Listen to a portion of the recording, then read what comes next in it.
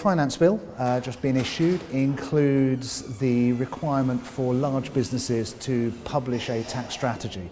This is obviously on the back of the consultation which we had earlier this year into responsible tax behaviours by large businesses.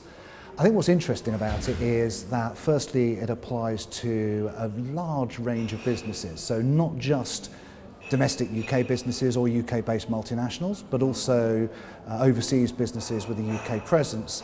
And the threshold they've set with it being for businesses with turnover greater than £200 million or a balance sheet greater than £2 billion actually goes a very long way down the list of businesses, so way beyond the FTSE 350, which can be a real challenge for a lot of businesses.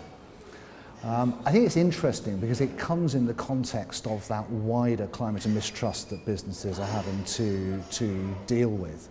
And it's moved away from very quantitative measures, which we've seen up until now. So most of the reforms around tax have been either tackling specific pieces of tax legislation and anti-avoidance type measures, or looking at financial transparency, so country by country reporting, for example. This has taken that very much into the qualitative regimes or reins, looking at how do businesses approach tax and what do they actually do. Every business is different, so businesses are geographically spread in different ways or involved in different industry sectors and also have different appetites for risk. And so I don't think there will be a one-size-fits-all disclosure which businesses will adopt in order to meet this tax strategy requirement.